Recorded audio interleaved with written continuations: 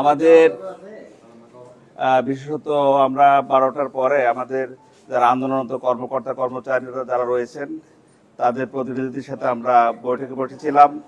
বিশ্ববিদ্যালয়ের পক্ষ থেকে তাদের প্রতি আহ্বান ছিল যে বিশ্ববিদ্যালয় আমাদের সব পক্ষই আমরা বিশ্ববিদ্যালয়ের পরিচয়ে পরিচিত। আমরা শিক্ষক বলি, কর্মকর্তা বলি, কর্মচারী বলি, ছাত্রছাত্রী বলি, সবাই বিশ্ববিদ্যালয়ের পরিচয়ে পরিচিত।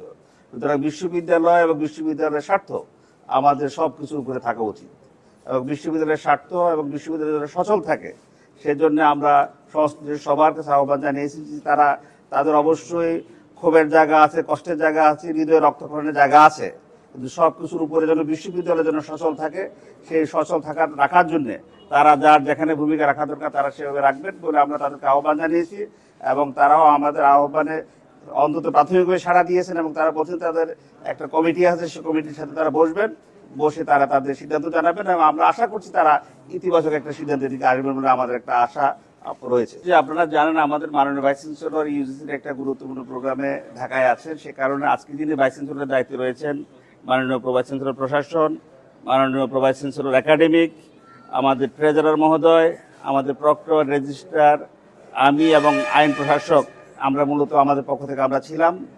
আর কর্মকর্তাদের পক্ষ থেকে কর্মচারীদের পক্ষ থেকে মোটামুটি 15-20 জন তারা ছিলেন, বেশ বড় সংখ্যক তারা ছিলেন, তাদের কমিটি যারা আছে তারা ছিলেন। এই হচ্ছে আমাদের বসার বিষয়।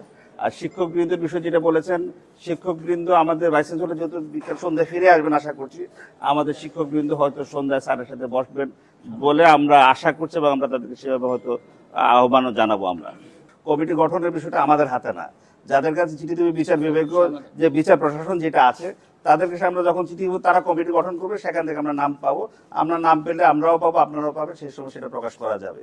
আর কোন প্রশ্ন ছিল? অভ্যন্তরীণ কমিটির আমাদের যে বিষয়টা সেটা হচ্ছে আমাদের আমি আশা করছি যে তারা আজে কালে তারা কাজ শুরু করে দেবেন, সেরকম একটা জায়গায় আমরা আছি।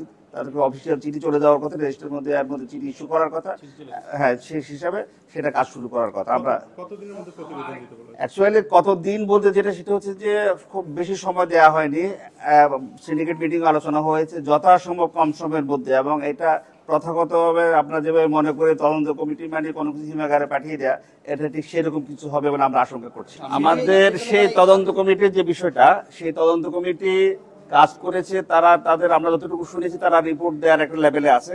আসলে আপনারা জানেন বিশ্ববিদ্যালয়ে আমরা যেসব পরিস্থিতিগুলো পার করছি, রাষ্ট্র নির্বাচন সামনে আসার কারণে আমাদের কাছে সেই নির্বাচনটাই প্রধান হয়ে দাঁড়িয়েছিল অন্তত গত 3-4 মাস ধরে।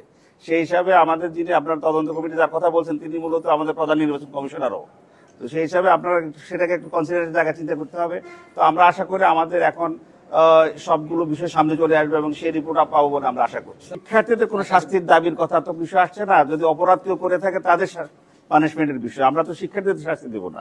যদি কেউ কোনো অন্যায় বা অপরাধ করে থাকে তার শাস্তির বিষয়, এবং সেটা আমরা আশা করছি তদন্ত সাপেক্ষে সেটা বের হবে। ঠিক আপনি যে টাইমের কথা বলেছেন এটা তো কারো কারো অ্যানালাইসিসের বিষয়, আমরা তো ঠিক সেইভাবে জিনিসটাকে দেখছি না। আমাদের দিক থেকে আমরা যেটা চেষ্টা করব, তদন্ত কমিটি যথাসম্ভব তাড়াতাড়ি কাজ শেষ করবে এবং যেটাকে আমরা বলছি প্রাতিষ্ঠানিক সুবিধা, সেটাও একটা প্রক্রিয়ার বিষয়, যেহেতু এখন স্থগিত হয়েছে।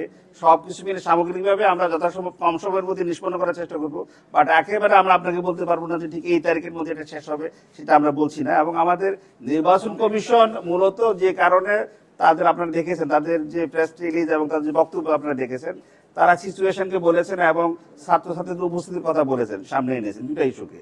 তো ছাত্রছাত্রী তো আশা করি এর মধ্যে এসে যাবে এবং আমরা আজকে কর্মকর্তাদের সাথে বসলাম, তারা যদি কর্মকাণ্ডে ফিরে আসেন, স্বাভাবিক কর্মকাণ্ডে ফিরে আসেন, আমাদের শিক্ষকবৃন্দ যদি স্বাভাবিক কর্মকাণ্ডে ফিরে আসেন, সুতরাং সেটা যদি হয়ে যায় সেই জায়গায় আমরা দেখবো যে ছাত্রছাত্রীরা বিশ্ববিদ্যালয় ক্যাম্পাসে ফিরে আসছে। তো সে জায়গায় আমরা দেখবো যে হয়তো সবকিছু সচল হয়ে যাবে এবং আমরা সেটাই আশা করবো। নির্বাচনকে একটা অনির্দিষ্টকালের জন্য তো পিছিয়ে দেওয়া যায় না, একটা নির্দিষ্ট টাইম নির্বাচন কমিশন চিন্তা করেছেন, সেই জায়গা থেকে তারা এটাকে কি করেছে। একটা বিষয় একটা ক্লিয়ার করা দরকার, সেটা হচ্ছে যে রাকসুর আগে পুনরুজ্জীবিত হওয়ার যে বিষয়টা, এটার একটা প্রেক্ষাপট রয়েছে। আমরা প্রাতিষ্ঠানিক সুবিধার বিষয়টা আমরা অনেকদিন ধরে কাজ করছি। আপনারা জানেন যে আমাদের কর্মকর্তা কর্মচারী এবং শিক্ষক বৃন্দের একটা কর্মসূচি ছিল, সেটা ছিল যে 21 তারিখ থেকে তারা লাগাতার শাটডাউনে যাবেন। এটা কিন্তু 20 তারিখ 18 তারিখে ঘটনার আগেই তাদের ছিল, এবং আমাদের ঠিক সেই পরিস্থিতির জন্য নির্বাচনকে সঠিকভাবে সম্পন্ন করা যায়, 21 তারিখ থেকে যেন কর্মসূচি না থাকে, তার কারণে কিন্তু আমরা 18 তারিখ মিটিং করে আমাদের ভর্তি কমিটি করে সেই সিদ্ধান্তটা নেওয়া হয়েছিল, যাতে 21 তারিখ থেকে সবকিছু স্বাভাবিক থাকে, কোনো জায়গায় যেন কোনো ধরনের বিচ্যুতি না থাকে, কোনো ধরনের কমতি না থাকে, ছাত্র শিক্ষক কর্মকর্তা কর্মচারী সবাই যেন একই ছন্দে কাজ করতে পারে। সেজন্য মূলত আমাদের সেই সিদ্ধান্তটা নিতে হয়েছিল। এটা আমাদের হঠাৎ করে নেওয়া সিদ্ধান্ত নয়, এবং এটা কেউ কেউ যেভাবে ব্যাখ্যা করার চেষ্টা করেন যে এটা ডাকসু নির্বাচনকে কোনোভাবে ক্ষতিগ্রস্ত করার জন্য, আমাদের তো আসলে টার্গেটে ছিল যেন ডাকসু নির্বাচন সঠিকভাবে হতে পারে, যাতে 21 তারিখের পূর্ব ঘোষিত 21, 22, 23 বা অনির্দিষ্টকালে যে কর্মসূচি ছিল সেটা যেন অব্যাহত না থাকে, বরং স্বাভাবিকভাবে চলতে পারে, সেটাই তো আমাদের টার্গেট ছিল। আপনাদের ঠিক আপনারা জানেন, যারা ক্যাম্পাসে সাংবাদিকতা করেন এবং ক্যাম্পাস কেন্দ্রিক বা রাষ্ট্রীয় কেন্দ্রিক যারা আছেন, তারা তো এটা প্রেক্ষাপট জানেন। আমরা তো হঠাৎ করে জিনিসটা করিনি।